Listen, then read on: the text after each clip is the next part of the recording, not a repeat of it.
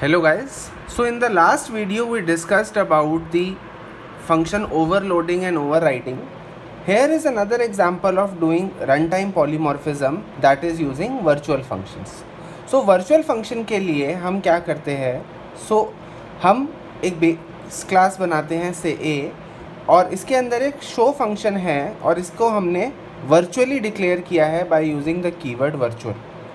अब ये base class A inherit हुई है पब्लिकली B में और यहाँ पर भी हमारे पास एक सेम फंक्शन है void show। अब इन द मेन हमने A क्लास का एक पॉइंटर बनाया है।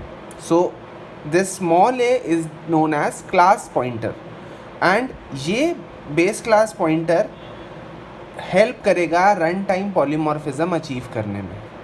अगर मैं क्लास B का एक ऑब्जेक्ट बनाता हूँ से स्मॉल b और इस B क्लास ऑब्जेक्ट का एड्रेस या रेफरेंस मैं A को देता हूँ और अब मैं A से शो कॉल करता हूँ तो वो डिराइव्ड क्लास को कॉल कराएगा। ऑन दी अदर हैंड यहीं पर मैं अगर एक ऑब्जेक्ट A क्लास की बनाता से obj1 और उस obj1 का रेफरेंस A को देता और A डॉट शो कॉल करता तो यहाँ से आंसर आता बेस क्लास।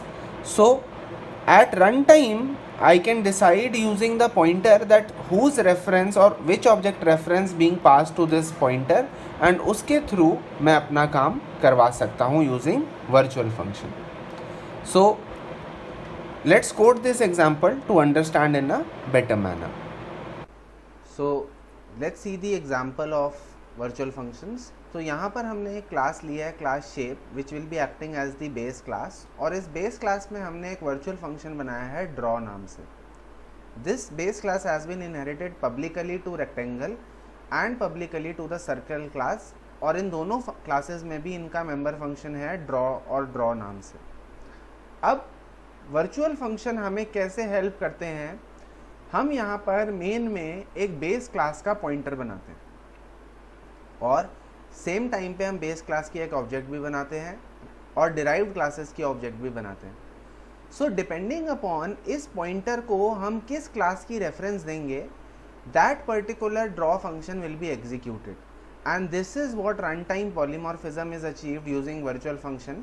तो virtual function which can be accessed via pointers.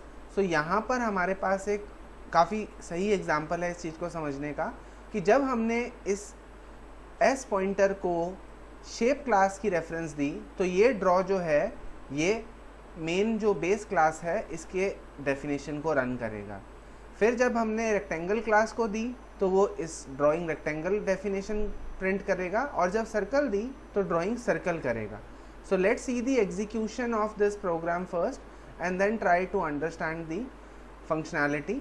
सो जब हमने इसे रन किया so we can see here that first of all first draw में हमारा ड्राइंग प्रिंट हो रहा है which is coming from the base class. जब हमने रेक्टेंगल क्लास का रेफरेंस दिया तो यहाँ पर ड्राइंग रेक्टेंगल प्रिंट हो रहा है और जब हमने सर्कल क्लास का रेफरेंस दिया तो यहाँ पे ड्राइंग सर्कल प्रिंट हो रहा है।